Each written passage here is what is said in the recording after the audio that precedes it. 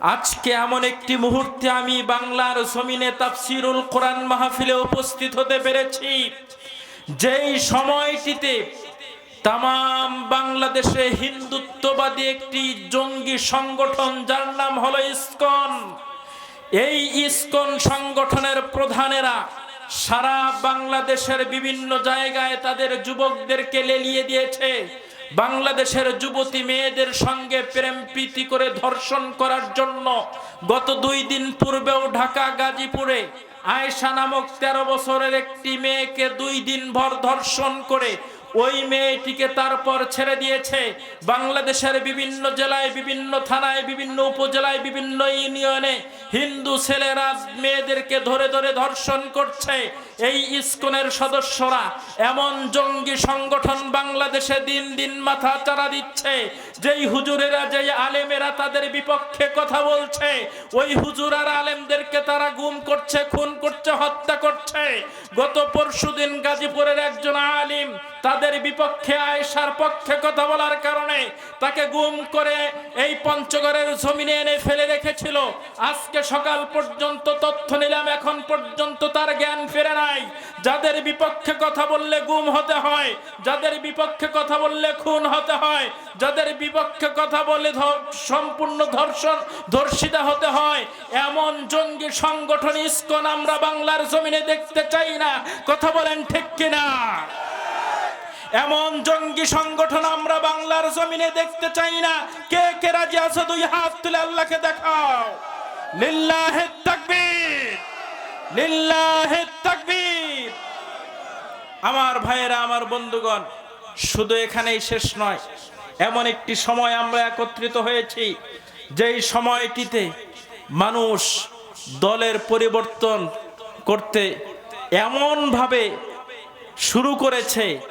আগে এক দলে থেকে স্বৈরচারী কায়দায় মানুষকে ঠকিয়েছে, সরকারি সম্পদ আত্মসাৎ করেছে।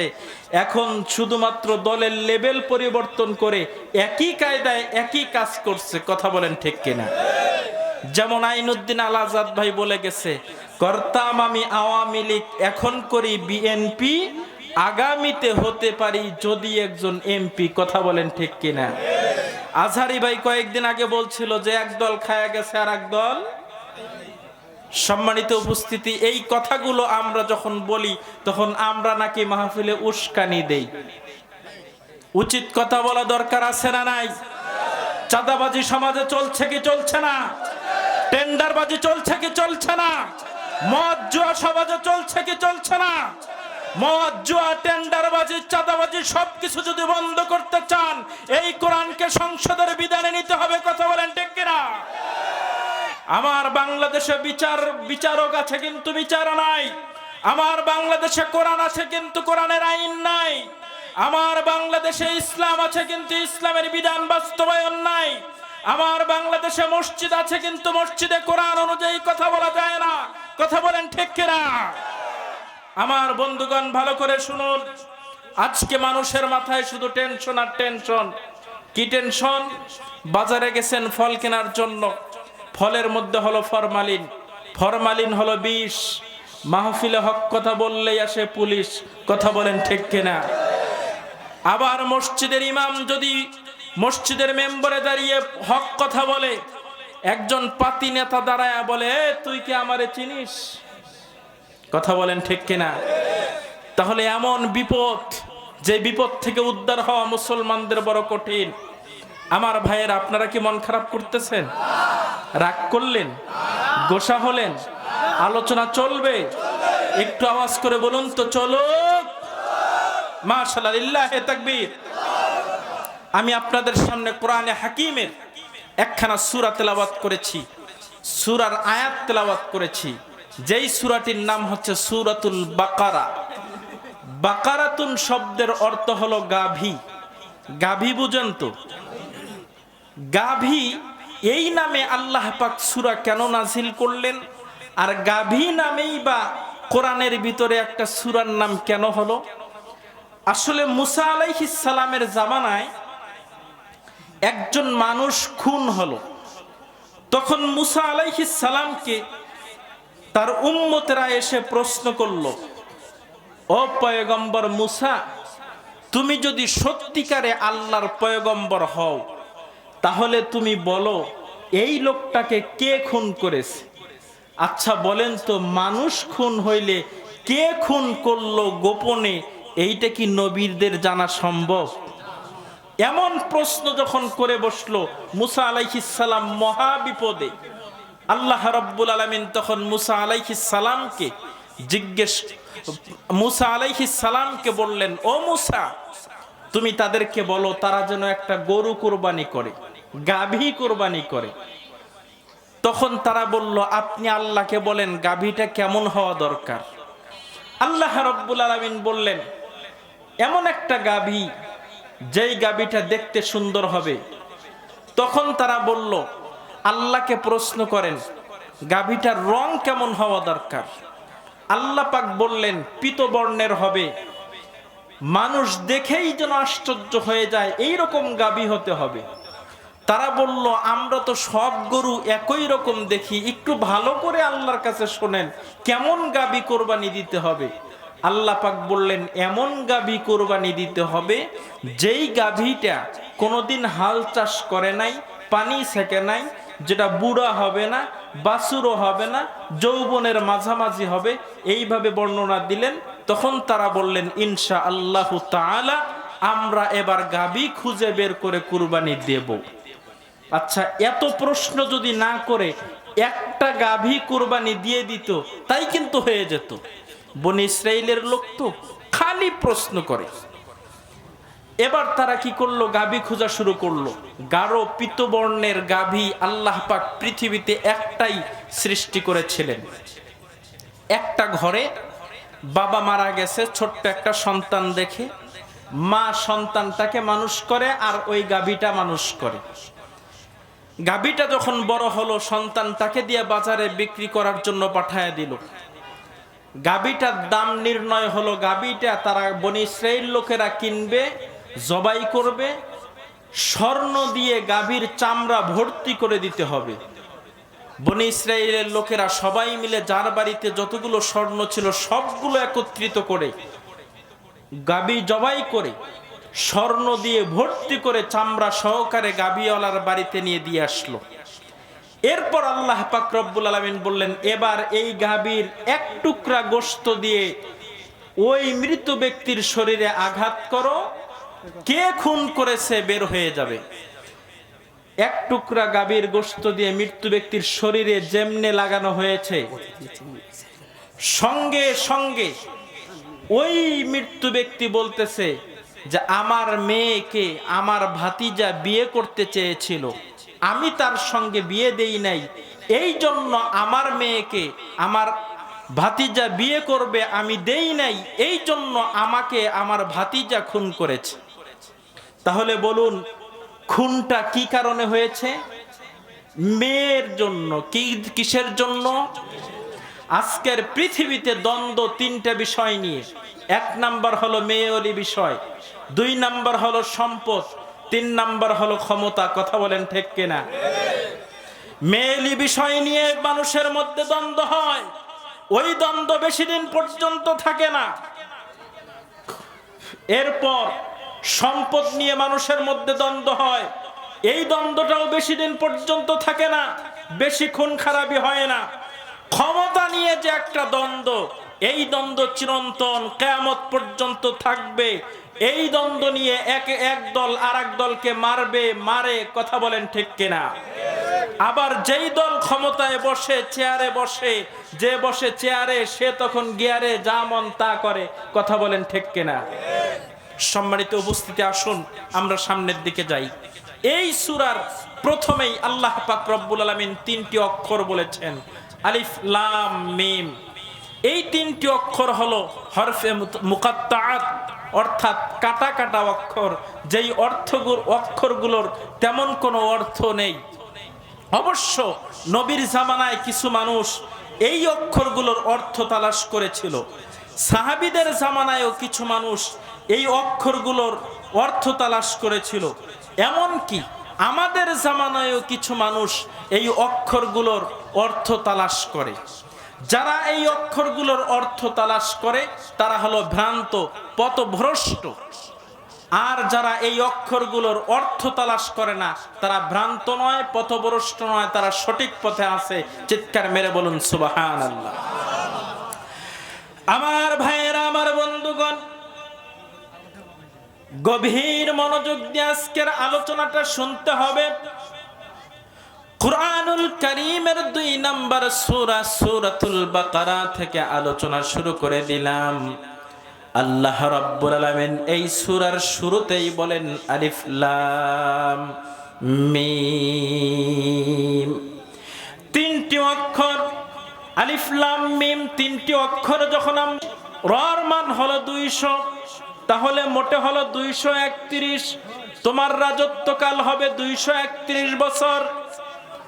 আল্লাহর নবী বলেন, ও হুয়াই বিন আখতাব, আমার উপর আরো এরকম আয়াত নাজিল হয়, আলিফ লাম মিম রা। হুয়াই বিন আখতাব বলে, আলিফের মান 1, লামের মান 30, মিমের মান 40, আর রর মান হলো 200, মোটে হলো 271। তোমার রাজত্বকাল হবে 271, সবগুলো মিলে মোটে হলো 734। ও মুহাম্মদ, তোমার রাজত্বকাল হবে 734 বছর। এইভাবে যখন ব্যাখ্যা করা শুরু করে দিল, ব্যাখ্যা করতে করতে কিছুক্ষণ পর হুয়াই বিন আখতাব বলে, আসলে আমার মাথা ঘোরা শুরু হয়ে গেছে তোমার এই আয়াতগুলো শুনে। চিৎকার মেরে বলুন আল্লাহু আকবার। মাথা ঘোরা শুরু হয়ে গেছে। আল্লাহ পাক রব্বুল আলামিন কোরআনে হাকিমের ভিতরে ডাক দিয়ে বলেন, হুয়াল্লাযী আনজালা আলাইকাল কিতাবা মিনহু আয়াতুম মুহকামাতুন হুন্না উম্মুল কিতাব ওয়া উখারু মুতাশাবিহাত। আল্লাহ রাব্বুল আলামিন বলেন, আমি যে কোরআনটা নাজিল করলাম, এই কোরআনের ভিতরে 2 প্রকার আয়াত আছে।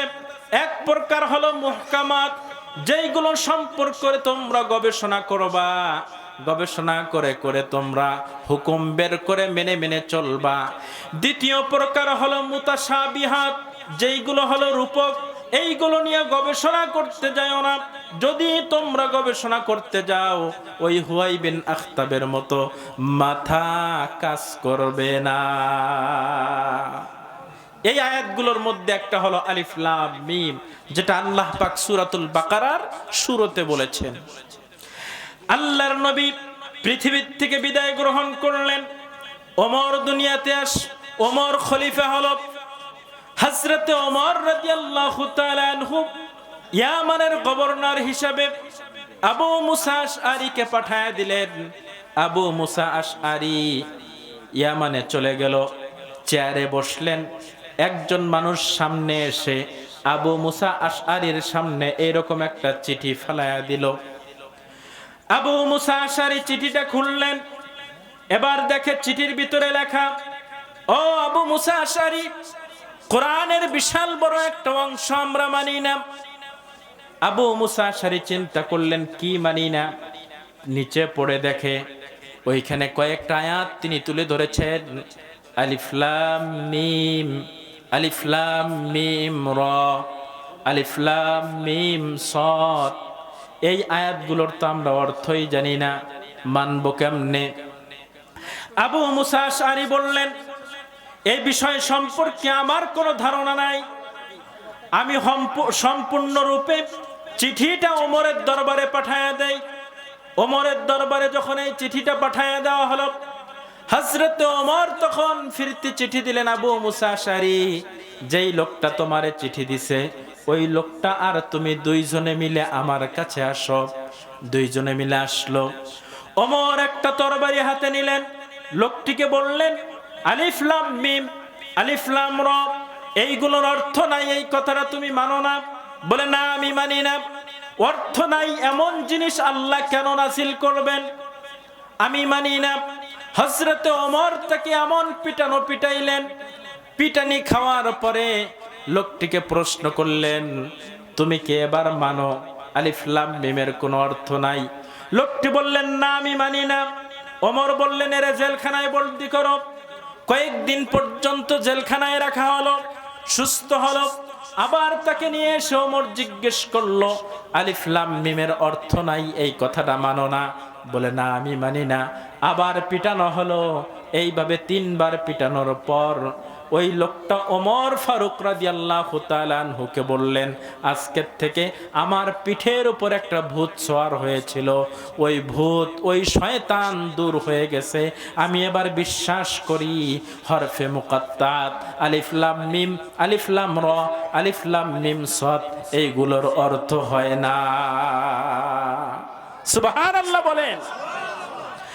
আজকের বাংলাদেশে এক শ্রেণীর বাউল শিল্পী, ভণ্ড পীরের দল, তারা বলে শরীয়তের মাওলানারা এগুলোর অর্থ জানে না, কিন্তু আমরা যারা মারিফত মানি আমরা এইগুলোর অর্থ জানি। নাউজুবিল্লাহ বলেন। ওমরের মতো ওইভাবে যদি লাঠি পিটা তাদেরকে করা যেত, তাহলে তারা বুঝতে পারত আসলে এই অক্ষরগুলোর কোনো অর্থ নাই। আপনারা প্রশ্ন করতে পারেন, হুজুর অর্থ নাই এমন আয়াত আল্লাহ কেন নাজিল করলেন? প্রশ্ন আসে কি আসে না? আমার বন্ধুগণ ভালো করে বুঝেন, বুঝার জন্য বলি। কিছু কিছু মানুষ ইশারা ইঙ্গিতে কথা বলে, বলে না? বিশেষ করে যুবক যুবতীরা যখন প্রেম প্রীতি করে, তখন একজন আরেকজনের সঙ্গে ইশারায় কথা বলে, পাশে যে লোকেরা বসে থাকে তারাও টের পায় না। কথা বলেন ঠিক কিনা? 2 জন ঘনিষ্ঠ বন্ধু ছিল। এক বন্ধু আর এক বন্ধুকে বলতেছে, দোস্ত তুমি কি জানো আমি চেয়ারম্যানের মেয়ের সঙ্গে প্রেম করি? দ্বিতীয় বন্ধু বলতেছে, কোথায় গাছে কাঁঠাল আর গোপে তেল, কোথায় তুই আর চেয়ারম্যান, তার মেয়ের সঙ্গে তোর সম্পর্ক? বলে হ্যাঁ। বলে প্রমাণ না দিলে বিশ্বাস করব না, তোর প্রমাণ চাই। বলে হ্যাঁ প্রমাণ চাই। বলে চল। তখন 2টা বাজে, চেয়ারম্যানের বাড়ির সামনে আসছে। আসার পরে দেখে চেয়ারম্যানের মেয়ে ছাদের উপরে গোসল করে মাথার চুল শুকাচ্ছে। নিচের থেকে 2 জন বন্ধুর একজন, যিনি চেয়ারম্যানের মেয়েকে ভালোবাসে, হাত উঁচা করে তাদের ভাষায় বলল, হাই। হাই বলে না কি বলে? একটু আওয়াজ দেন, হাই হাই হাই হাই। যখন হাই বলছে, ছাদের উপর থেকে চেয়ারম্যানের মেয়ে কষা 3.5 কেজি ওজনের একটা থাপ্পড় দেখাচ্ছে। দ্বিতীয় বন্ধু এবার বলে, কিরে তোরে না ভালোবাসে, তুই বললি হাই, ও হাইয়ের পরিবর্তে 3.5 কেজি ওজনের থাপ্পড়। প্রথম বন্ধু বলে, আরে দোস্ত এটা হলো প্রেমের ভাষা, তুই বুঝবি না। দ্বিতীয় বন্ধু এবার প্রথম বন্ধু এবার দ্বিতীয়বার আবার বলল হাই।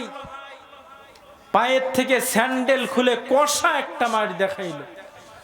দ্বিতীয় বন্ধু বলতেছে, আরে দোস্ত প্রথমবার দেখাইলো 3.5 কেজি ওজনের থাপ্পড়, দ্বিতীয়বার দেখাইলো স্যান্ডেল, এইটাই কি তোদের প্রেম? বলে হ্যাঁ এইটাই হলো প্রেমের ভাষা, তুই বুঝবি না। প্রথম বন্ধু হাসে, দ্বিতীয় বন্ধু মন খারাপ। কিছু দূর আসার পর দ্বিতীয় বন্ধু বলে, আরে সত্যি করে বলতো প্রেমের ভাষা বুঝি না, তুই একটু বুঝাইয়া দে। বলে আসল ঘটনা হলো, প্রথমে যে থাপ্পড় দেখাইলো আসলে ওটা থাপ্পড় ছিল না, সে আমাকে বুঝাইছে বিকাল 5টার সময় দেখা হবে। হাতের আঙ্গুল কয়টা? দেখা হবে কয়টার সময়? কিন্তু আমি বিষয়টা ক্লিয়ার বুঝলাম না যে দেখা তো হবে 5টায়, কিন্তু কোথায় দেখা হবে? তখন আমি আবার হাই বললাম। স্যান্ডেল দেখায়া বুঝাইলো বাজারে তার বাবার স্যান্ডেলের দোকান আছে, ওই দোকানে দেখা হবে। কথা বুঝেন নাই আপনারা?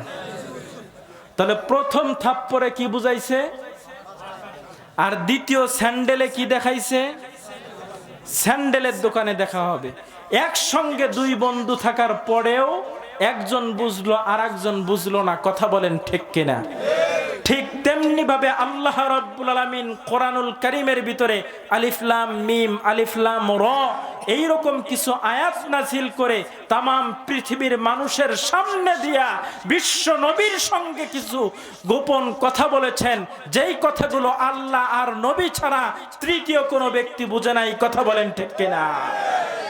তাহলে তৃতীয় কোনো ব্যক্তি বুঝার কোনো ক্ষমতাও। এবার আসুন আয়াতের দ্বিতীয় নাম্বার আয়াতে যাই। আল্লাহ রাব্বুল আলামিন বলেন, যালিকাল কিতাবু লা রাইবা ফীহি হুদাল লিল মুত্তাকিন। আল্লাহ পাক বলেন, এমন একটি কিতাব আমি নাযিল করলাম যেই কিতাবের ভিতরে কোনো ধরনের ভুল আর সন্দেহের অবকাশ নাই। হুদাল লিল মুত্তাকিন, এই কিতাবটা হলো মুত্তাকিদের জন্য হেদায়েত স্বরূপ। আল্লাহু আকবার। আপনারা কি মন খারাপ করতেছেন? আমার ভাইয়েরা, আমার বন্ধুগণ, বিশ্বনবীজি বলেন, মান ক্বালা বিহি সাদাকা, যেই ব্যক্তি এই কোরআন দিয়ে কথা বলে তার কথাগুলো সত্য কথা। কোরআন দিয়ে কথা বললে সেই কথা কি? আজকে দেখবেন সামনে ভোট, রাজনীতির ময়দান, দুই শ্রেণীর মানুষ কথা বলবে। এক শ্রেণীর মানুষ কোরআনের পক্ষ নিয়ে, আর এক শ্রেণীর মানুষ কোরআনের আইন বিশ্বাস করে না, এই পক্ষ নিয়ে। কথা বলেন ঠিক কিনা? যারা কোরআনের আইন বিশ্বাস করে না এই পক্ষে কথা বলবে। এই রকম মানুষ যারা, তারা এমন এমন ওয়াদা দিবে, আমাদের মনে হবে এবারে নির্বাচনে তারা যদি জয়ী হয় তাহলে বাংলাদেশ 3 তলা হতে আর সময় লাগবে না। কথা বলেন ঠিক কিনা? বিগত দিনে বারবার এমন ওয়াদা আমাদেরকে দেওয়া হয়েছে। নির্বাচনী ইশতেহারে এমন এমন ওয়াদা আমরা পেয়েছি, আবার জুন মাসের বাজেটে এমন এমন ওয়াদা আমরা পেয়েছি, মনে হয়েছে এবার বাংলাদেশ 3 তলা হয়ে যাবে। কিন্তু 3 তলা তো দূরের কথা, বাংলাদেশের টাকা চুরি করতে করতে অন্য দেশে পাঠানোর পর বেগমপাড়ার নাম হয়েছে অন্য দেশে। কথা বলেন ঠিক কিনা? আমার ভাইয়েরা, আমার বন্ধুগণ, মন খারাপ করবেন না। অন্য দেশের লোকেরা অন্য দেশ থেকে নিজের দেশের টাকা নিয়ে আসে, আর বাংলাদেশের চোরেরা ক্ষমতায় বসলে বাংলাদেশের টাকা অন্য দেশে পাচার করে। কথা বলেন ঠিক কিনা? যে টাকা পাচার করলো কার টাকা? আপনার আমার ঘামের টাকা। কথা বলেন ঠিক কিনা? আর যারা কোরআন দিয়ে কথা বলবে, বিশ্বনবী বললেন, মান ক্বালা বিহি সাদাকা, তার কথাটা হবে সত্য কথা, সে কখনো মিথ্যা বলতে পারে না। আমার বন্ধুগণ, মন খারাপ কইরেন না। একটা কথা আপনাকে বলি না যে আপনি ইসলামী রাজনীতি করেন, ইসলামী রাজনীতি করলে আপনি জান্নাতে যাবেন, এটাও আমি বলি না। কারণ কি? কারণ হলো ইসলামী রাজনীতি করলেই যে জান্নাতে যাবেন এমন কোন আয়াত কোরআনের ভিতরে নাই। কিন্তু আমি এটা আপনাকে বলবো, ইসলামী রাজনীতি বাদ দিয়ে যদি অন্য কোন রাজনীতি করেন আপনাকে জাহান্নামে যেতে হবে। ইসলামী রাজনীতি করলে জান্নাতে যাবেন এটা আমি একবারও বলি নাই, কিন্তু ইসলামী রাজনীতি বাদ দিয়ে অন্য কোন মানব রচিত আইনের পক্ষে যদি আপনি রাজনীতি করেন আপনাকে জাহান্নামে যেতে হবে, এটা নিশ্চিত। জান্নাত আপনার কপালে জুটবে না, এটা নিশ্চিত। সম্মানিত ভাইয়েরা, আপনারা বলবেন, হুজুর আপনি বললেই হলো। বলে হ্যাঁ, কিভাবে? এইভাবে, ভালো করে বুঝেন। কিয়ামতের ওই কঠিন ময়দানে আপনার আমলনামা আপনার হাতে দেওয়া হবে। আপনি যখন আমলনামা হাতে পাবেন, ঠিক ওই সময় আপনার আমলনামায় থাকবে জেনার গুনাহ, আপনার আমলনামায় থাকবে মদের গুনাহ, আপনার আমলনামায় থাকবে চাঁদাবাজির গুনাহ, টেন্ডারবাজির গুনাহ। আল্লাহ রাব্বুল আলামিনকে আপনি প্রশ্ন করবেন, আল্লাহ আমি 5 ওয়াক্ত নামাজ আদায় করেছি, রোজা করেছি, টাকা হয়েছিল হজ করেছি, যাকাত দিয়েছি, গরিব মানুষকে দান করেছি, মাহফিলে টাকা দিয়েছি, গরিবদেরকে কাপড় চোপড় কিনে দিয়েছি, গরিবদেরকে অন্ন দিয়েছি, খাবার দিয়েছি, কিন্তু আমার আমল নামায় এমন গুনাহ কেন? তুমি যে 2 জন ফেরেশতা আমার 2 ঘাড়ে দিয়েছিলা, ওরা লিখতে ভুল করেছে, অথবা অন্য কারো আমল নামা আমাকে দিয়েছে। আল্লাহ পাক রব্বুল আলামিন তখন ডাক দিয়ে বলবেন, বান্দা আমার ফেরেশতা লিখতে ভুল করে নাই। 5 বছর পর তুমি একটা করে ভুল করেছিলা, ভুল জায়গায় সিল মেরেছিলা। চিৎকার মেরে বলুন ঠিক কিনা? তাহলে ভুল জায়গায় আমরা আরো সিল মারবো? নিশ্চয়ই সঠিক জায়গা আমাদেরকে বেছে নিতে হবে। কথা বলেন ঠিক কিনা? আমার ভাইয়েরা, আমার বন্ধুগণ, এবার আসুন 2 নাম্বার কথা। ওমান আমিলা বিহি উজিরা, যে ব্যক্তি এই কোরআন দিয়ে আমল করবে, আল্লাহর নবী বিশ্ব নবীজি বলেন এই আমলের বদলা তাকে অবশ্যই দেওয়া হবে। 3 নাম্বার হলো ওমান হাকামা বিহি আদালা, যে ব্যক্তি এই কোরআন দিয়ে বিচার কার্যক্রম চালু করবে, ওই ব্যক্তি অবশ্যই ন্যায়ের বিচার পেয়ে যাবে। আমার বাংলাদেশে 92% মুসলমানের দেশ। বাংলাদেশের আদালতগুলো যারা বিচারক হয় তারাও মুসলমান, দেশও মুসলমানের, কিন্তু কোরআন দিয়ে বিচার হয় না। কথা বলেন ঠিক কিনা? আমার বন্ধুগণ ভালো করে খেয়াল করুন, আজকে যদি কোরআন দিয়ে বিচার হতো, যে ব্যক্তি গম চুরি করে, যে ব্যক্তি সরকারি সম্পদ চুরি করে, চুরি করলে হাত কাটা হয়, চুরি করলে কি কাটা হয়? ইসলামের বিধান। কেউ যদি চুরি করে তাকে কি করতে হবে? কেউ চুরি করলে তার কি করতে হবে? আওয়াজ দেন। কেউ চুরি করলে তাকে কি করতে হবে? হাত কেটে দিতে হবে। এবার আসুন, একজন মানুষ চুরি করলো, একজন মনে করেন চেয়ারম্যান অথবা একজন এমপি অথবা একজন মন্ত্রী চুরি করলো। চুরি করার কারণে আদালত তার বিচার করে তার হাত কেটে দিল কবজি পর্যন্ত।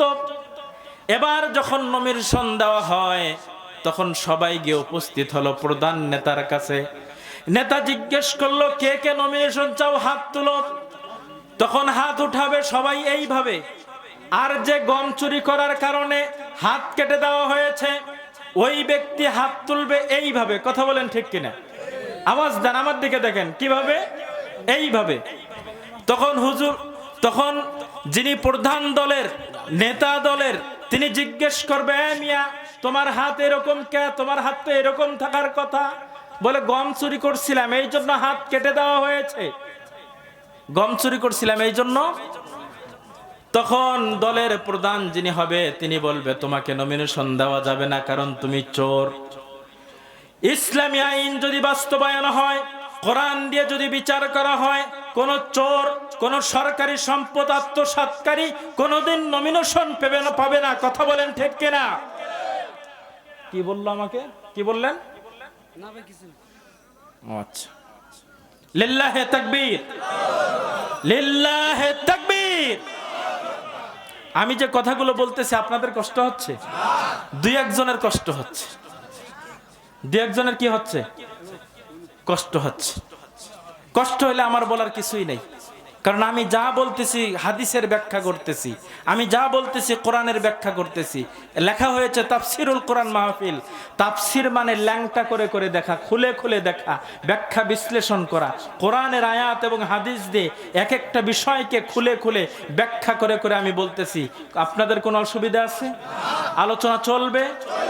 একটু আওয়াজ করে বলুন চলো। লিল্লাহে তাকবীর, লিল্লাহে তাকবীর।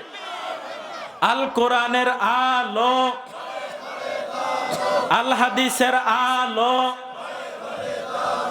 আমার নাম হলো নাজমুল হুসাইন আল মুবারক, নীলফামারী জেলায় বাড়ি। গত আওয়ামী লীগের সময় আমি চাকরি হারাইছি, মসজিদের ইমামতি হারাইছি, তারপরেও থামি নাই। আজকে তো হারানোর কোনো ভয়ই নাই। আছে? আজকে আমার মুখ বন্ধ করার মতো কেউ আছে? 1 মিনিট সময় চেয়েছে, 1 মিনিট সময় দিলাম, ঠিক আছে, কথা বলেন। মাশাআল্লাহ, অনেক চমৎকার কথা বলেছেন। কি নাম স্যারের? আমি একটা হাই স্কুলের হেড টিচার, আমি শিক্ষক সমিতির সভাপতি, আমি স্কাউটসের জেলা সভাপতি। মাশাআল্লাহ, ওয়ালিউর রহমান স্যার অনেক অনেক সুন্দর কথা বলেছেন যে আমরা এখানে রাজনীতি করার জন্য আসি নাই, উনিও আসেন নাই, আমিও আসি নাই, আপনারাও আসেন নাই। আমি কি আগামী নির্বাচনে আপনাদের এলাকায় চেয়ারম্যান নির্বাচন করব? তাহলে আমার এখানে রাজনীতি করার কোনো দরকার আছে? আচ্ছা, এখানে আমার ভোট চাওয়ার কোনো দরকার আছে? শুধুমাত্র আমার কাজ হলো আপনাদের ঈমানকে চাঙ্গা করা, শুধুমাত্র কোরআন দিয়ে আপনাদের ঈমানটাকে চাঙ্গা করা। সেই ঈমানটাই চাঙ্গা করতেছিলাম এবং সেই কথাগুলোই বলতে চাচ্ছি। আপনারা কি শুনবেন? আমি আলোচনা শুরু করার প্রায় 50 মিনিট ফুল হয়ে গেছে। আরো কি আলোচনা শোনার ইচ্ছা আপনাদের আছে, না শেষ করে দেব? আওয়াজ দেন, আছে না শেষ করে দেব? তাহলে একটা তাকবীর দিতে হবে। লিল্লাহে তাকবীর, লিল্লাহে তাকবীর। সম্মানিত উপস্থিতি, আমি বলেছিলাম ওমান হাকামা বিহি আদালা। হুজুর ধন্যবাদ। ঠিক আছে, দোয়া দোয়া করবেন। হ্যাঁ, ইনশাআল্লাহ দোয়া রাখবেন। ওয়ালাইকুম আসসালাম।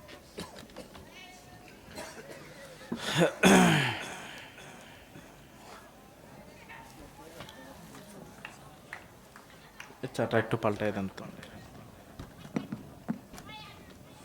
একটু জিকির করেন লা ইলাহা, জোরে লা ইলাহা, লা ইলাহা ইল্লাল্লাহু মুহাম্মাদুর রাসূলুল্লাহ। সকলে বলি সাল্লাল্লাহু আলাইহি ওয়াসাল্লাম। আমার ভাইয়েরা, আমার বন্ধুগণ, আমি বলতেছিলাম ওয়ামান হাকামা বিহি আদালা, কেউ যদি কোরআন দিয়ে বিচার করে ওই বিচারটা হবে ন্যায়ের বিচার। কোরআন দিয়ে বিচার করলে ন্যায়ের বিচার হয়। এর একটা উদাহরণ আপনাদের সামনে পেশ করতে চাই। হযরত উসমান রাদিয়াল্লাহু তাআলা আনহু যখন খলিফা হলেন, একজন যুবক তার দরবারে এসে ডাক দিয়ে বলেন, হুজুর, আমি আপনার কাছে একটা অভিযোগ নিয়ে আসছি। হযরত উসমান রাদিয়াল্লাহু তাআলা আনহু বললেন, অভিযোগের জন্য কোর্ট আছে, আদালত আছে, তুমি বিচার নিয়ে কোর্টে যাও, আদালতে যাও, সুন্দর করে তোমার বিচার ফয়সালা করবে। কিন্তু যুবক ছেলেটি ডাক দিয়ে বললেন, আমিরুল মুমিনিন, এমন কঠিন আর জটিল বিষয় নিয়ে আমি আসছি, যেই কঠিন আর জটিল বিষয়টা কোর্ট বিচার করতে পারবে না, আদালত বিচার করতে পারবে না, আপনাকেই বিচার করতে হবে। হযরত উসমান রাদিয়াল্লাহু তাআলা আনহু বললেন, কি এমন কঠিন বিষয় তুমি নিয়ে আসছো, বলো। যুবক ডাক দিয়ে বলে, আমিরুল মুমিনিন, আমি বিবাহ করেছি মাত্র 6 মাস। আজকে 6 মাস পূর্ণ হলো, আর আমার ঘরে আমার স্ত্রী একজন সন্তান জন্ম দিল। হযরত উসমান রাদিয়াল্লাহু তাআলা আনহু বললেন, তাই নাকি? যুবক ডাক দিয়ে বলেন, মাত্র 6 মাস বিয়ের, 6 মাস পর যখন আমার ঘরে সন্তান আসলো, আমি চিন্তায় পড়ে গেলাম, এই সন্তানটা হালাল সন্তান নাকি হারাম সন্তান। কোরআন দিয়ে আপনি বিচার করে দেন, আমার সন্তানটা কি হালাল সন্তান নাকি হারাম সন্তান। আপনারা শুনবেন কি শুনবেন না? আমার ভাইয়েরা, আমার বন্ধুগণ, হযরত ওসমান বলল, কোরআন দিয়ে যদি আমি বিচার করতে চাই, একা তোমার কথায় বিচার হবে না। যার বিপক্ষে তুমি অভিযোগ নিয়ে আসছো, তোমার স্ত্রীকে তুমি এখানে উপস্থিত করো, তোমার স্ত্রীকে উপস্থিত করো, সদ্য প্রসবকৃত সন্তানটা সহ উপস্থিত হও। হযরত ওসমান রাদিয়াল্লাহু তাআলা আনহুর কথায় যুবক এবার কি করলেন, বাড়িতে চলে গেলেন। বাড়িতে যাওয়ার পর তার স্ত্রী আর সদ্য প্রসবকৃত সন্তান দুইজনকে ওসমানের দরবারে উপস্থিত করা হলো। হযরত ওসমান রাদিয়াল্লাহু তাআলা আনহু মেয়েটিকে ডাক দিয়ে বলল, ও মেয়ে, তোমাদের বিয়ে হওয়ার নাকি 6 মাস? বলে, হ্যাঁ। 6 মাসে সন্তান পাইলা কই? সাধারণত সন্তান হতে গেলে আমরা যতটুকু জানি 10 মাসের প্রয়োজন। মেয়েটি ডাক দিয়ে বলে, আমিরুল মুমিনিন, ভালো করে শুনুন, আমার জন্মের পর থেকে আমি সাবালিকা হয়েছি, আজ পর্যন্ত আমার স্বামী ছাড়া আমাকে কোনো পুরুষ স্পর্শ করে নাই, এই সন্তানটা হালাল সন্তান, এতে কোনো সন্দেহ নাই। কিন্তু হযরত ওসমান বিশ্বাস করলো না। হযরত ওসমান রাদিয়াল্লাহু তাআলা আনহু রায় দিয়ে দিল, শাস্তি দেওয়া হোক, গলা পর্যন্ত মাটির নিচে পুঁতে পাথর মেরে এই মেয়েটাকে সঙ্গে সার করে দেওয়া হোক। এমন অর্ডার যখন হযরত ওসমান দিলেন, কোথা থেকে যেন হযরত আলী রাদিয়াল্লাহু তাআলা আনহু এই সংবাদ পেয়ে দৌড়ায় চলে আসলেন হযরত ওসমানের দরবারে। আসার পর ডাক দিয়ে বললেন, ভাই ওসমান, আপনি যে বিচার করলেন এই বিচারটা কোরআন দিয়ে বিচার হয় নাই, এই বিচারটা ভুল হয়েছে, আপনি বিচারটা ফিরিয়ে নিন। আপনি কোরআন গবেষণা করেছেন, হাদিস গবেষণা করেছেন। বুখারীর বর্ণনায় বিশ্বনবীজি বলেন, কোন একজন মুজাদ্দিদ যদি কোরআন ও হাদিস গবেষণা করে, এরপর যদি সঠিক সিদ্ধান্তে পৌঁছে, তাহলে সে 2টা নেকি পায়। আর যদি ভুল সিদ্ধান্তে পৌঁছে, তারপরেও 1টা নেকি পায়। হযরতে আলী ডাক দিয়ে বলেন, ভাই ওসমান, তুমি তো ভুল সিদ্ধান্তে পৌঁছেছো, 1টা নেকি পেয়েছো, তাতে কোনো সমস্যা নাই, কিন্তু তোমার সিদ্ধান্ত তুমি পরিবর্তন করে ফেলো। হযরত ওসমান ডাক দিলেন, কে কোথায় আছো? আমি যে আজকে অর্ডার দিয়েছি একটি মেয়েকে সঙ্গেসার করার, খবরদার খবরদার সঙ্গেসার করবা না, মেয়েটিকে তাড়াতাড়ি নিয়ে আসো, কারণ আমার দরবারে উপস্থিত হয়েছে এমন ব্যক্তি যিনি যেন তেন ব্যক্তি নয়। বিশ্ব নবীজি তার ব্যাপারে বলেছেন, আনা মাদিনাতুল ইলমি ওয়া আলিয়ুন বাবুহা, আমি হলাম জ্ঞানের শহর আর আলী হলো তার দরজা। চিৎকার মেরে বলুন আল্লাহু আকবার। এই জ্ঞানের শহরে যদি কেউ প্রবেশ করতে চায়, আলী ছাড়া কোনো মাধ্যম নাই। আমার ভাইয়েরা, হযরতে আলী কেমন মানুষ ছিল, এই কোরআনের এক একটা বিধানের প্রতি কেমন শ্রদ্ধাশীল ছিল, একটা উদাহরণ মাত্র আপনাদের সামনে পেশ করে আমি মূল আলোচনার দিকে যাব। এই মেয়েটির কোলে যে বাচ্চা 6 মাস গর্ভে ছিল, এই বাচ্চাটা হালাল নাকি হারাম আপনারা শোনার জন্য রাজি আছেন না নাই? কে কে রাজি আছেন? 2 হাত তুলে আল্লাহকে দেখান। লিল্লাহে তাকবীর। হাত নামান। হযরতে আলী এই কোরআনের এক একটা আইনের প্রতি, এক একটা বিধানের প্রতি কেমন শ্রদ্ধাশীল ছিলেন, একটু বর্ণনা করি, আপনারা একটু মনোযোগ দিয়ে শুনেন।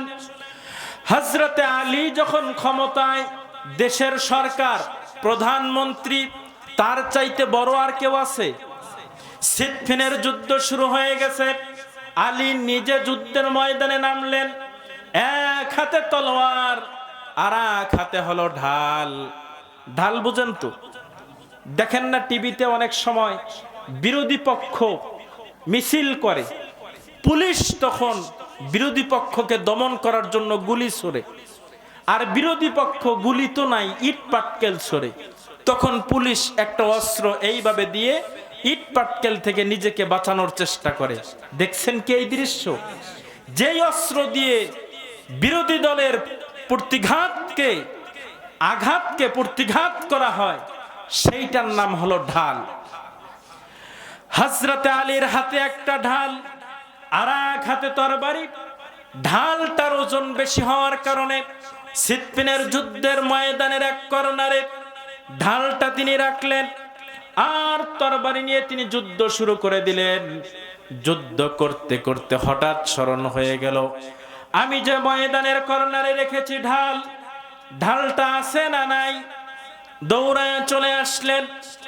আসার পর তার সন্তান হুসাইন ডাক দিয়ে বলেন, বাবা, ওই যে ইহুদি লোকটা যায়, ওই লোকটা তোমার ঢাল চুরি করে নিয়ে গেল। দৌড়ায় চলে গেল ইহুদির কাছে। ও ইহুদি ভাই, তোমার হাতে যে ঢাল দেখতে পাই, এটা তো তোমার না, এটা আমি আলীর, আমাকে তুমি দিয়ে দাও। হযরতে আলী রাদিয়াল্লাহু তাআলা আনহু এমন সুন্দর করে দেশের সরকার হওয়ার পরেও নরম ভাষায় তার কাছে ঢালটা চাইলেন। আলী তো দেশের সরকার, প্রধানমন্ত্রী, তিনি যদি ইচ্ছা করতেন র্যাব বাহিনী পুলিশ বাহিনী পাঠায় দিয়ে ওই ঢাল উদ্ধার করতে পারতেন কিনা? কিন্তু তা করলেন না। নরম ভাষায় তার কাছে ঢালটা চাইলেন, কিন্তু ইহুদি ব্যক্তি ডাক দে বলে, আলী, এই ঢাল তোমার না, এইটা হলো আমার। হযরতে আলী কিচ্ছু বললেন না, আদালতে চলে গেলেন। ওই ইহুদির নামে মামলা দায়ের করলেন ঢাল চুরি করার বিষয়ে। আদালত থেকে নির্দিষ্ট দিনে ইহুদির কাছে একটা চিঠি চলে গেল, আলীর কাছে একটা চিঠি চলে গেল। আলী আর ইহুদি দুইজনই আদালতে উপস্থিত। ইহুদি ব্যক্তি আসামির কাঠগড়ায় দাঁড়াইছে, আর আলী রাদিয়াল্লাহু তাআলা আনহু বিপরীত কাঠগড়ায় দাঁড়াইছে। হযরতে আলীকে প্রশ্ন করা হলো, আলী, তোমার অভিযোগ কি ইহুদির বিরুদ্ধে বলো। হযরতে আলী রাদিয়াল্লাহু তাআলা আনহু বললেন, ইহুদির বিপক্ষে আমার অভিযোগ হলো আমার ঢাল চুরি করেছে এই ইহুদি। হযরতে আলী রাদিয়াল্লাহু তাআলা আনহুর কথা শোনার পর আদালত তখন বিচারক যিনি ছিলেন তিনি ইহুদিকে জিজ্ঞেস করলেন, ও ইহুদি, তুমি কি ঢাল চুরি করছো নাকি? ইহুদি ডাক দিয়ে বললেন, না না না, আমি তো ঢাল চুরি করি নাই। হযরতে আলীকে বলা হলো, আলী, ইহুদি অস্বীকার গেছে, এবার তুমি একজন সাক্ষী পেশ করো। যদি সাক্ষী পেশ করতে পারো তাহলে তোমার সাক্ষী অনুযায়ী বিচার হবে। হযরতে আলী বললেন, সাক্ষী আছে আমার ছেলে হুসাইন। আদালত বলল, নিজের ছেলে বাবার পক্ষে সাক্ষী দিলে গ্রহণযোগ্য হবে না। সুবহানাল্লাহ বলেন। আলী তখনও দেশের সরকার, আদালত বলতেছে সরকারের বিপক্ষে ইহুদির পক্ষে রায় দিচ্ছে। আল্লাহু আকবার বলেন। আদালত রায় দিয়ে দিল, সন্তান যদি বাবার পক্ষে রায় দেয় ওই রায় গ্রহণযোগ্য হবে না। ইহুদির পক্ষে রায় হলো, হযরতে আলীর বিপক্ষে রায় হলো। আসলে তো উচিত ছিল চাকরি বাঁচানোর জন্য হলেও আলীর পক্ষে রায় দেওয়া, কারণ আলী দেশের সরকার। 2 নাম্বার, আলী মুসলমান, বিচারকও মুসলমান, আর ইহুদি তো মুসলমান নয়। মুসলমান হিসাবে মুসলমানের পক্ষে রায় দেওয়ার কথা ছিল, কিন্তু বিচারক এমনটা না করে কোরআনের দিকে লক্ষ্য করে কোরআনের পক্ষ নিয়ে ইহুদির পক্ষে রায় দিয়ে দিল। চিৎকারে মেরে বলুন আল্লাহু আকবার। তাহলে চিন্তা করুন, হযরতে আলী কোরআনের বিধানকে কেমন সম্মান আর শ্রদ্ধা করত। কাঠগড়ার থেকে হযরতে আলী নেমে যাচ্ছে, চোখ থেকে পানি দরদর করে পড়ছে, পানিগুলো তিনি মুছতেছেন। প্রশ্ন করা হলো, হযরতে আলী, আজকে আপনি ঠকে গেলেন, আপনি তো আসাদুল্লাহ। আপনি যখন জিহাদের ময়দানে যান আপনাকে তখন বলা হয় আল্লাহর বাগ। আজকে আল্লাহর বাগ বিচারে ঠকে গেল, এই জন্য কি চোখের পানি ঝরায়া কান্দে নাকি? হযরত আলী বলল, না, আমি ক্ষমতার চেয়ারে বসা, আমি প্রধানমন্ত্রী, আমি সরকার, আমার আদালতে কোরআন দিয়ে বিচার হয়, এমন দৃশ্য দেখে আমার অজান্তেই চোখ থেকে পানি বেরিয়ে পড়ছে। চিৎকার মেরে বলুন আল্লাহু আকবার। আমার ভাইয়েরা, আমার বন্ধুগণ, ইহুদি ব্যক্তি দৌড়ায় আসছে আলীর কাছে, পা দুখানা জড়ায়া ধইরা বলে, ও আলী, তোমাদের নবী বলেছিল ওমান হাকামা বিহি আদালা, কোরআন দিয়ে বিচার করলে ন্যায়ের বিচার হয়। আসলে ঢালটা আমি চুরি করেছি, আমি শুধু এতটুকু দেখছিলাম ওই মুহাম্মদের রেখে যাওয়া কোরআন তোমরা এখনো মানো নাকি বাদ দিয়েছো। সত্যিকারের চোর হলাম আমি, কিন্তু আমি যতটুকু দেখতে পেলাম এখনো পর্যন্ত তোমরা ওই কোরআনকে আঁকড়িয়ে ধরেছো। কাজেই আমি মুসলমান হতে চাই, আমারে মুসলমান বানায়া দাও। হযরতে আলী তারে মুসলমান বানায়া দিল। এবার ইহুদি ব্যক্তি বলে, আমি তো চোর, ঢাল চুরি করেছিলাম, এই জন্য যা শাস্তি হয় কোরআনের ভিতরে আমাকে সেই শাস্তি দিয়ে দাও। হযরতে আলী রাদিয়াল্লাহু তাআলা আনহু বললেন, ইসলাম কবুলের পূর্বে একজন মানুষ যত প্রকার গুনাহ করুক না কেন, মহান আল্লাহ পাক রব্বুল আলামিন সব গুনাহ মাফ করে দেয়। আল্লাহ যদি গুনাহ মাফ করতে পারে, আমি আলী কেন মাফ করতে পারবো না? চিৎকার মেরে বলুন না আল্লাহু আকবার। হযরত আলী রাদিয়াল্লাহু তাআলা আনহু তার সব অপরাধ ক্ষমা করে দিয়ে তাকে কালিমা পড়ায়া মুসলমান বানায়া দিলেন। তাহলে কোরআনের প্রতি তার কি পরিমাণ সম্মান আর শ্রদ্ধা ছিল। ওই যে হযরতে ওসমানের দরবারে একজন মেয়ে, তার কোলে 6 মাসের সন্তান, এই সন্তান বৈধ না অবৈধ, এবার বিচার করার জন্য আসছে কে? হযরতে আলী। আওয়াজ করে বলুন কে? হযরতে আলী। আপনারা কি ওয়াজ শুনতেছেন? ভালো লাগতেছে? চলবে আর কিছুক্ষণ? আমার ভাইয়েরা, আমার বন্ধুগণ, আলী খুব বিচক্ষণ ব্যক্তি ছিলেন। কি পরিমাণ বিচক্ষণ ভালো করে খেয়াল করুন। আলীর বয়স যখন 8 বছর, আল্লাহ পাক রব্বুল আলামিন ওই সময় বিশ্ব নবীর উপরে কোরআন নাজিল করলেন। বিশ্ব নবীজি খাদিজার কাছে এসে কোরআনের দাওয়াত দিলেন। খাদিজা মুসলমান হলো। দুইজনে মিলে সুন্দর করে উজু করলেন, নামাজ পড়ার জন্য দাঁড়ালেন। যখন হাত উঁচু করে আল্লাহু আকবার বলবেন, এমন সময় দরজার কাছে 8 বছরের আলী দাঁড়ায় গেল। পুরা নামাজের দৃশ্য দেখলো। নামাজ শেষে নবীর কাছে এসে বলে, ও ভাই, নবী আর আলী ছিল চাচাতো ভাই, পরে হয়েছে আলী নবীর জামাই। সুবহানাল্লাহ বলেন। ও ভাই, তুমি কত সুন্দর তোমার স্ত্রী সহ নামাজ আদায় করলাম, রুকু করলাম, সিজদা করলাম, আর আমরা মূর্তির সামনে গিয়ে নমনম করি। আমার মনে হয় মূর্তির সামনে নমনম করার চাইতে এইভাবে নামাজ পড়াটাই উত্তম। আমার নবী বললেন, তুমি কি নামাজ পড়তে চাও? বলে হ্যাঁ। তাহলে আমার হাতের উপর হাত রাখো, কালিমা পড়ো, মুসলমান হও।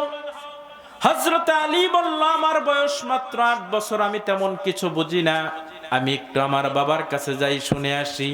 বিশ্ব নবীজি বললেন, খবরদার, তোমার বাবাকে কিছু বলবা না, তোমার মুসলমান হওয়ারও দরকার নাই। হযরত আলী বাড়িতে চলে গেল। সারাদিন পার হলো। রাত যখন হয়ে গেল, বিছানায় শুয়ে পড়লেন।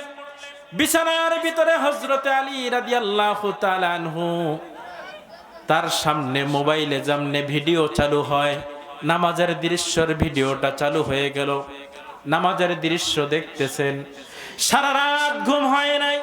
সকালবেলা নবীর দরবারে এসে উপস্থিত, চোখগুলো বড় বড় হয়ে গেছে। আমার বিশ্ব নবীজি ডাক দিয়ে বললেন, আলী, চোখগুলো তোমার বড় বড় হয়ে গেছে, চোখগুলো লাল হয়ে গেছে, সারা রাত তুমি ঘুমাও নাই নাকি?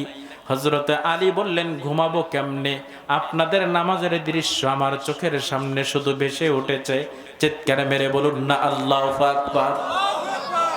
এবার তুমি কি করতে চাও? হযরতে আলী বলল, আমি মুসলমান হতে চাই। বিশ্ব নবীজি আলীকে মুসলমান বানায়া দিলেন। আলী আস্তে আস্তে বড় হয়। বিশ্ব নবীর কন্যা ফাতেমাও বড় হয়। একদিন বিশ্ব নবীজি ঘোষণা দিলেন, আমি ফাতেমার বিয়ে দিতে চাই। হযরতে আবু বকর, বুড়া মানুষ, নবীর কাছে গিয়ে প্রস্তাব রাখলেন, আমি ফাতেমাকে বিয়ে করতে চাই। কারণ ফাতেমা বিশ্ব নবীজির এমন কলিজার টুকরা সন্তান ছিলেন, ফাতেমারে যে বিয়ে করতে পারবে, নবীর সবটুকু ভালোবাসা সেই পাবে। হযরতে ওমর গিয়ে প্রস্তাব দিলেন। বিশ্ব নবী হা না কিছুই বলেন না। ওসমান চিন্তা করে, নবীর এক মেয়ে তো আমার কাছে আছেই, যদি না থাকতো তাহলে আমি গিয়ে প্রস্তাব দিতাম। হযরতে আলী যায় না। সবাই মিলে ঠেলে ঠুলে আলী পাঠায় দিল নবীর দরবারে, যাও, আমরা তো প্রস্তাব দিলাম, কিন্তু নবী কিছুই বলল না। নবী হয়তো তোমার অপেক্ষায় আছে। আলী ঘরের ভিতরে প্রবেশ করার সঙ্গে সঙ্গে আল্লাহর নবী বললেন, আলী, তুমি কি উদ্দেশ্যে এসেছো আমি বুঝতে পেরেছি। সঙ্গে সঙ্গে আমার বিশ্ব নবীজি ফাতেমাকে আলীর সঙ্গে বিয়ে দিয়ে দিলেন। চিৎকার মেরে বলুন সুবহানাল্লাহ। আমার নবীজি বললেন, আলী, তোমার স্ত্রী আমার কন্যা ফাতেমাকে বাড়িতে নিয়ে যাও। আজকে এশার নামাজের পর আমি তোমাদেরকে দেখতে যাব। আলী রাদিয়াল্লাহু তাআলা আনহু তার স্ত্রী ফাতেমাকে নিয়ে বাড়িতে গেলেন। এশার নামাজের পর বিশ্ব নবীজি আলীর বাড়িতে আসলেন। আলীকে বিশ্ব নবীজিকে দেখে হযরতে ফাতেমা ডুকরে ডুকরে কাঁদা শুরু করে দিলেন। কেন কাঁদলেন? আলীর ঘরের ভিতরে একটা ছোট্ট বিছানা, বিছানায় এত ছোট, আলী শুইলে ফাতেমা শোয়ার জায়গা নাই, আর ফাতেমা শুইলে আলী শোয়ার জায়গা নাই। একটা মাত্র গ্লাস পানি খাওয়ার জন্য, একটা মাত্র প্লেট খাবার খাওয়ার জন্য, একটা মাত্র গ্লাস আছে, একটা মাত্র প্লেট আছে খাবার খাওয়ার জন্য, কিন্তু খাবার বলতে কোনো জিনিস ঘরের ভিতরে নাই। এই জন্য ফাতেমা ডুকরে ডুকরে কান্না শুরু করলেন। কারণ তার অন্যান্য বোনগুলোকে নবীজি বিবাহ দিয়েছেন বড় লোকদের সঙ্গে। একজনের বিবাহ উসমানের সঙ্গে হয়েছে, উসমানের নাম হলো গনি, আর গনি শব্দের অর্থ হলো ধনী, বড় লোক। বলেন না আল্লাহু আকবার। আমার নবীজি হযরত আলীকে বললেন, আলী তুমি বিছানার উপর বসো। ফাতেমাকে বললেন, ফাতেমা তুমি আলীর বাম পাশে বসো। ফাতেমা বাম পাশে বসলো। নবীর কাছে একটা চাদর ছিল, নবীজি এইভাবে চাদরটা নিয়ে তাদের পিঠের উপরে ফালাইয়া দিলেন, আর বললেন, ফাতেমা তোমাকে বিবাহ দিয়েছি, ঘরের ভিতরে কোনো সম্পদ নাই। আমি নবী বলে গেলাম, সম্পদ না থাকলে কি হবে? জীবনে কোনোদিন তোমার সুখের অভাব হবে না। চিৎকারে মেরে বলুন না আল্লাহু আকবার। নবী যদি বলে সুখের অভাব হবে না, সেই বাড়িতে কি সুখের অভাব হবে? এইভাবে তাদের সংসার চলছে। তাদের ঘরে চলে আসলো হাসান, চলে আসলো হোসাইন। নবীজি হাসান হোসাইনকে খুব ভালোবাসে, এতটা ভালোবাসে, একদিন বিশ্ব নবীজি খুতবা দিচ্ছেন, এমন সময় হোসাইন চলে আসছে। নবী মেম্বার থেকে নেমে হোসাইনকে জড়ায়া ধরে চুমু খাওয়া শুরু করলেন। সুবহানাল্লাহ। এখনকার যুগের ইমাম যদি মেম্বার থেকে নেমে নাতিকে ধরে চুমা খাইতো, জনগণ বলতো এই মিয়া কিসের ইমাম আপনি? কিন্তু নবীজি তার নাতিকে এতটা ভালোবাসতেন যে জুমার দিনে খুতবা বন্ধ করে নাতিকে চুমা খাওয়া শুরু করেছে। একদিন বিশ্ব নবীজি আসছেন ফাতেমার বাড়িতে খোঁজ খবর নেওয়ার জন্য। এসে দেখে হাসান কান্দে, হুসাইন কান্দে। ফাতেমাকে ডাক দিয়ে বলে, হাসান হুসাইন কান্দে কেন? ফাতেমা ডাক দিয়ে বলে, বাড়িতে খাবার নাই, এই জন্য। আমার বিশ্ব নবী সঙ্গে সঙ্গে বাড়ির থেকে বের হয়ে গেলেন। পাশেই ছিল জমশেদ নামক বাগান। ওই বাগানের মালিককে বললেন, ও বাগানের মালিক, তোমার কি একজন লোক লাগবে নাকি কাজের জন্য? বিশ্ব নবী যিনি দোজাহানের বাদশা, আখিরি জামানার পয়গম্বর, আজকে দিন মজুর হয়ে গেছে এক বাগানের ভিতরে। ওই জমশেদ নামক বাগানের মালিক ডাক দিয়ে বললে, হ্যাঁ আমার একজন লোক লাগবে। বালতি দিয়ে কুয়ার থেকে পানি তোলো, খেজুর গাছে দাও, এক বালতি পানি তুলবা, একটা করে খেজুর দিব। আমার নবীজি কয়েক বালতি পানি তুললেন, খেজুর গাছে দিলেন। হঠাৎ করে রশি ছিঁড়ে বালতি কুয়ার ভিতরে পড়ে গেল। ধপাস করে শব্দ হলো। ইহুদি ব্যক্তি জমশেদ নামক বাগানের মালিক ধপাস করে শব্দ পাওয়ার পর নবীর কাছে আসলেন। আসার পর হাত উঁচা করলেন, অনেক জোরে একটা থাপ্পড় আমার নবীর গালের মধ্যে বসায়া দিলেন। আমার নবীজি কোনো কিছু না বলে আস্তে করে বিসমিল্লাহ বলে নিজের হাতটা কুয়ার উপরে দিলেন। আল্লাহ পাক রব্বুল আলামিন জিবরাইলের মাধ্যমে বালতিটা উঠায়া নবীর হাতে দিলেন। নবীজি ইহুদিকে বালতিটা বুঝায়া দেওয়ার পর বললেন, ও ইহুদি ভাই, আমি কয়েকদিন থেকে কিছু খাই নাই, চেহারাটা শুকায়া গেছে, তোমার হাতটা নরম হাত, নরম হাত দিয়ে শুকনা চেহারার উপর একটা থাপ্পড় মেরেছ। তোমার নরম হাতে কি ব্যথা পাইছো নাকি একটু বলো? কেমন নবীর উম্মত আমরা, যার গালে থাপ্পড় মারা হলো প্রতিবাদ না করে তিনি আরো বলতেছেন, আমি কয়েকদিন থেকে খাই নাই, আমার গাল শুকায়া গেছে, হাড্ডি বের হয়ে গেছে, তোমার নরম হাত দিয়ে থাপ্পড় মেরেছো, তুমি কি ব্যথা পাইছো? এই বলে বিশ্ব নবীজি বললেন, কতগুলো বালতি আমি পানি তুলেছি, ততগুলো খেজুর দাও। খেজুরগুলো নিলেন, ফাতেমার বাড়িতে গেলেন, ডান কোলে হাসানকে বসালেন, বাম কোলে হুসাইনকে বসালেন। বসানোর পর নিজের হাতে খেজুর থেকে বিচিগুলো ছড়াচ্ছেন, হাসান হুসাইনকে খাওয়ায়া দিচ্ছেন। কি ভাগ্য ছিল হাসান হুসাইনের, নবীর হাতের খেজুরগুলো খাইতে পারত। সুবহানাল্লাহ বলে। হঠাৎ করে এমন সময় দেখে দরজায় কে যেন করাঘাত করল। পুরুষ মানুষের গলার আওয়াজ পাওয়া যায়। আমার নবীজি ফাতেমাকে বললেন পর্দার আড়ালে যাও। ফাতেমা পর্দার ভিতরে চলে গেল। এবার বিশ্ব নবীজি দরজা খুলে দিয়ে দেখে ওই জমশেদ নামক বাগানের মালিক ডান হাত কবজি পর্যন্ত কেটে বাম হাতের মধ্যে নিয়ে ঝুলায়া ঝুলায়া নবীর দরবারে এসেছে। ডান হাত থেকেও রক্ত পড়তেছে, বাম হাতে যে কাটা হাত সেখান থেকেও রক্ত পড়তেছে। আমার নবীজি বললেন, ও ইহুদি, কি সর্বনাশ তুমি করেছো? এমন ভাবে নিজের হাত কেন কেটেছো? জমশেদ নামক বাগানের মালিক ডাক দিয়ে বলেন, আমি তাওরাত, জাবুর, ইনজিল এই কিতাবগুলোতে পড়েছি আমার বাগানে একদিন আখিরি জামানার পয়গম্বর আসবে দিন মজুর করার জন্য। আপনি যে সেই নবী, আমি আপনাকে চিনতে পারি নাই, থাপ্পড় মেরেছি। আপনি নবীকে যখন থাপ্পড় মেরেছি, আমি চিন্তা করে দেখলাম যেই হাত দ্বারা আপনার গায়ে থাপ্পড় মারা হয়েছে ওই হাত আমার শরীরের অংশ হিসাবে থাকার কোনোই যোগ্যতা রাখে না। এই জন্য আমি আমার নিজের হাতকে কেটে ফেলেছি। নবীজি সঙ্গে সঙ্গে মুখের থেকে থুতু বের করলেন, আল্লাহকে বললেন, আল্লাহ, আমার ভালোবাসায় তোমার বান্দা এমন কাজ করেছে। থুতু লাগায় দিয়ে আল্লাহকে বললেন, আল্লাহ, হাতটাকে ভালো করে দাও। সঙ্গে সঙ্গে হাত ভালো হয়ে গেল। বলেন সুবহানাল্লাহ। এটা ছিল নবীর মুজিজা, ভালোবাসা। ওই জমশেদ নামক বাগানের মালিকের মতো নবী প্রেমিক আজকের বাংলার জমিনে যদি একজন থাকতো, মাঝে মাঝে ফেসবুকে নবীকে নিয়ে যারা স্ট্যাটাস দেয়, বাজে মন্তব্য করে, নবীর চরিত্র নিয়ে কথা বলে, তাদেরকে এই পৃথিবীতে বেঁচে থাকার মতো অধিকার এক সেকেন্ডের জন্য দেওয়া হতো না। চিৎকার মেরে বলুন ঠিক কিনা? সম্মানিত ভাইয়েরা আমার, আমার বিশ্ব নবীজি হাসান হুসাইনকে খুব ভালোবাসতেন। আবার হাসান হুসাইনের মা ফাতেমাও ভালোবাসতো, আলীও ভালোবাসতো। আলোচনা কি চলবে না? শেষ করে দেব। আমার ভাইয়েরা, আমার বন্ধুগণ, গভীর মনোযোগ দিয়ে শুনুন। একদিন ফাতেমার বাড়িতে খাবার নাই।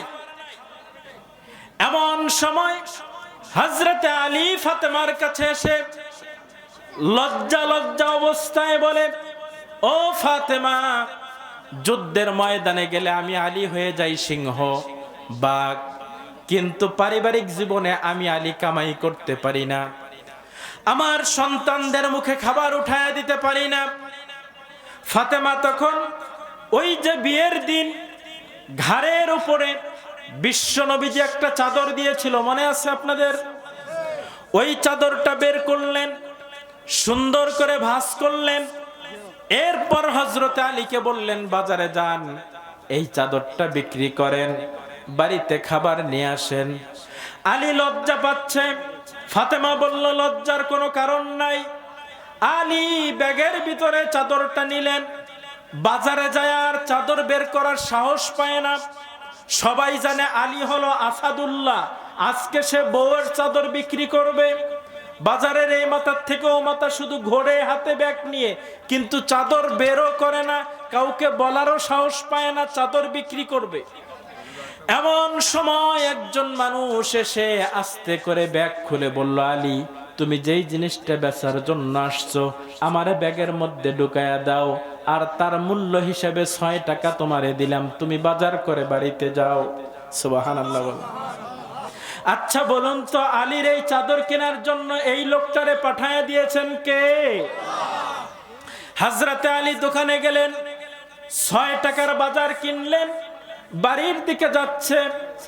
এমন সময় একজন ভিক্ষুক এসে হযরতে আলীকে বলে, আলী, আমি পরিবার নিয়ে কয়েকদিন থেকে না খেয়ে আছি, তোমার হাতে সদাই এইগুলো আমারে দাও, আমার পরিবারের লোকজনকে খাওয়াবো। হযরতে আলী বলেন, আমার বাড়িতে হাসান কান্দে, হুসাইন কান্দে, আমার স্ত্রী ফাতেমা না খেয়ে আছে, এইগুলো তোমাকে দিতে পারবো না। ভিক্ষুক ডাক দিয়ে বলে, আলী, আল্লাহর ওয়াস্তে তোমার কাছে চাই, তুমি আমারে আমার পরিবারের জন্য দাও। আলী ডাক দিয়ে বলে, আমি হাসানকে ভালোবাসি, হুসাইনকে ভালোবাসি, আমার স্ত্রীকে ভালোবাসি, তাদের চাইতেও আমি আমার আল্লাহকে বেশি ভালোবাসি। তুমি যখন বলেছো আল্লাহর ওয়াস্তে, এই যে নাও তোমাকে দিয়ে দিলাম। সুবহানাল্লাহ বলেন। আসলে আলী রাদিয়াল্লাহু তাআলা আনহু যেমন ইসলামের জন্য বীর ছিলেন, তেমন দানবীরও ছিলেন। আল্লাহু আকবার বলেন। একদিন ফাতেমা রাদিয়াল্লাহু তাআলা আনহা অসুস্থ হলেন। আলীকে বললেন, আমার ডালিম খাইতে মন চাইছে। বাড়িতে খেজুর ছিল, তিনি বাজারে খেজুর বিক্রি করে একটা ডালিম কিনে বাড়ির দিকে যাচ্ছে। আসমানের উপর তিনজন ফেরেশতা, একজন বলে, এই আলী খুব দানশীল। আর একজন বলে, এত দানশীল যদি হবে তাহলে পকেটে একটা ডালিম আছে, কো দান করে না তো। আর একজন ফেরেশতা বলে, দান করার মতো এখনো কোনো ভিক্ষুক তো আসে নাই, আসলেই না দান করত। আল্লাহ পাক তাদের তিনজনের কথা শুনে বললেন, শোনো, আকাশের উপর কথা বললে হবে না, তোমাদের তিনজনের একজন ভিক্ষুক সাজো, আলীর কাছে যাও, ডালিম চাও, দেয় কিনা দেখো। চিৎকারে মেরে বলুন না আল্লাহু আকবার। একজন ফেরেশতা হযরত আলীর কাছে এসে ডাক দিয়ে বললেন, ভাই, তোমার পকেটের ভিতরে ডালিম আছে, আমি একটু খাইতে চাই। আলী বললেন, আমার স্ত্রীর জন্য নিয়েছি, দিতে পারবো না। লোকটি তখন বললেন, আল্লাহর ওয়াস্তে আমাকে ডালিম দান করো। হযরত আলী বলেন, আমার স্ত্রীকে আমি ভালোবাসি, আমার আল্লাহকে আমি ভালোবাসি, আমার স্ত্রীর তুলনায় আমার আল্লাহকে কোটি কোটি গুণ বেশি ভালোবাসি। কাজেই তুমি যেহেতু ডালিম চেয়েছো, সমান 2 ভাগ করে 1 ভাগ তিনি দিলেন ওই ভিক্ষুককে, আর 1 ভাগ পকেটের ভিতরে রাখলেন। ভিক্ষুক এবার বলে, ভাই আলী, তুমি তো এই ডালিমের মালিক, আমার পাশে যদি একটু বসো, আর তোমার সামনে যদি আমি ডালিমটুকু খাই, আমি অনেক তৃপ্তি পাবো, অনেক মজা পাবো। সুবহানাল্লাহ বলেন। এই বলার পর সে ডালিম খাইতেছে, আর আলী পাশে বসে। খাওয়া যখন শেষ, তখন বলে, ভাই আলী, আল্লাহর ওয়াস্তে তুমি বাকি ডালিমটুকু যদি আমারে দাও, তাহলে আমি খেয়ে তৃপ্তির ঢেকুশ ভিতর থেকে বের করতে পারবো। আলী রাদিয়াল্লাহু তাআলা পকেট থেকে বাকিটুকু বের করে দিলেন, পুরাটা খাইলেন। আলী এবার আল্লাহকে বলে, আল্লাহ, আমার স্ত্রীর মনের ভিতর থেকে ডালিমের কথাটা ভুলাইয়া দাও। কালকে সারাদিন মানুষের বাড়িতে কাজ করব, একটার বদলে 2টা ডালিম কিনে দিব। বাড়িতে গেলেন, দরজা বন্ধ করে স্বামী স্ত্রী বিছানার মধ্যে শুইলেন। ফাতেমা আর ডালিমের কথা বলে না। কিছুক্ষণ পর কে যেন দরজার মধ্যে শব্দ করলো। দরজা খুলে দিয়ে দেখে সালমান ফার্সি। কি ব্যাপার? বলে, নবীজি এই ডালিমের টোপলা তোমাকে দিয়েছে। এবার সে ডালিমের টোপলা খুলে 1, 2, 3 এইভাবে হিসাব করতে করতে 9টা পর্যন্ত গেছে। আলী বলে, এটা তুমি ভুল ঠিকানায় নিয়ে আসছো। আমি আজকে একটা ডালিম দান করেছি। আল্লাহ যদি নবীর মাধ্যমে আমাকে ডালিম দিতে চায় তাহলে 10টা দিবে, 9টা না, কারণ একটার বদলে 10টা। যাও, এটা তুমি ভুল ঠিকানায় নিয়ে আসছো, সঠিক ঠিকানায় পৌঁছায় দাও। সালমান ফার্সি বলে, আরে আল্লাহ 10টা দিতে চাইছে, 10টা দেয় নাই, 9টা দিছে, নিয়ে নাও। আলী বলে, আল্লাহ যদি গরিব হইতো তাইলে নিতাম, আল্লাহ যদি ফকির হইতো তাইলে নিতাম, আল্লাহ যদি কৃপণ হইতো তাইলে নিতাম। আল্লাহ গরিবও না, ফকিরও না, কৃপণও না। আল্লাহ ওয়াদা দিয়েছেন, আল্লাহ ওয়াদা পূরণ করবেন। যাও, তুমি ডালিমগুলো নিয়ে যাও, আমি নিতে পারবো না। পকেট থেকে একটা ডালিম বের করে দিয়া বলে, আলী, তোমার ইমানটা পরীক্ষা করতেছিলাম, তুমি পাশ করেছো। চিৎকারে মেরে বলুন আল্লাহু আকবার। আমার ভাইয়েরা, আমার বন্ধুগণ, ওই যে 6 টাকার সদাই দান করে দিল, মনে আছে আপনাদের? বাড়ির দিকে আসতেছে, মন খারাপ, হাসান না খেয়ে আছে, হোসাইন না খেয়ে আছে। হযরতে আলী রাদিয়াল্লাহু তাআলা আনহু কিছু দূর আসার পর একজন মানুষ একটা উট নিয়ে তার কাছে এসে বলে, ও আলী, আমি নিয়াত করেছি উটটা তোমার কাছে বেচবো। আলী বলে, বাড়িতে আমার খাবার নাই, উট কিনবো কি দিয়ে? স্ত্রী বিষয়ে যদি খোঁজ খবর নেয় তাহলে ওই মহিলাকে আল্লাহ পাক ফাতেমার সঙ্গে জান্নাতুল ফিরদাউস দিবে। ফাতেমা বাবার বাড়ি তথা বিশ্ব নবীজির বাড়ির দিকে যায়, হযরতে আলীও পিছে পিছে যায়। নবীর বাড়িতে যাওয়ার পর বিশ্ব নবীজি আলীর দিকে তাকায় আর ডাক দিয়ে বলে, আলী, আজকের ব্যবসাটা তো সুন্দর হয়েছে। ফাতেমা কিছুই বোঝে না। আলীও মুস্কি মুস্কি হাসে, নবীও মুস্কি মুস্কি হাসে। আল্লাহ পাক ডাক দিয়ে বলেন, ইয়া আইয়ুহাল্লাযীনা আমানু হাল আদুল্লুকুম আলা তিজারাতিন তুনজিকুম মিন আযাবিন আলীম। ও ঈমানদারেরা, তোমাদেরকে কি আমি এমন ব্যবসার সন্ধান দিব না যেই ব্যবসায় তোমরা লাভবান হবা কিন্তু তোমাদের কোনো পরিশ্রম হবে না? ওই ব্যবসা হলো হযরতে আলীর এই ব্যবসা। চিৎকার মেরে বলুন না আল্লাহু আকবার। 6 মাসের সন্তান নিয়ে দাঁড়ায় আছে একজন মহিলা, মনে আছে আপনাদের? হযরতে আলী আসার পর বললেন, ভাই, আল্লাহ পাক কোরআনের ভিতরে বলেছেন, হামলুহু ওয়া ফিসালুহু 30 শাহরা। একজন মা তার সন্তান গর্ভে ধারণ করবে আর দুধ পান করবে পুরা 30 মাস। 30 মাসে কয় বছর হয়? 2.5 বছর। 30 মাস গর্ভে ধারণ করা আর দুধ পান করা দুটো মিলে হয় 2.5 বছর, 30 মাস। এই আয়াতের ব্যাখ্যায় অন্য আয়াতে আল্লাহ পাক বলেন, ওয়াফিসালুহু ফি আমাইন। আল্লাহ পাক বলেন, একজন মা তার সন্তানকে দুধ পান করাবে 2 বছর। বলেন তো কয় বছর? 2 বছরে কয় মাস? 30 মাসের থেকে যদি 24 মাস দুধ পান করাইতে যায় বাকি থাকে কয় মাস? হযরত আলী বললেন, কোরআনের আয়াত দ্বারা আল্লাহ পাক রব্বুল আলামিন বুঝায় দিয়েছেন, একজন মহিলা তার গর্ভে সন্তান অবস্থান করবে সর্বনিম্ন 6 মাস। ঊর্ধ্বে কয় মাস হয় হোক তাতে কোনো সমস্যা নাই।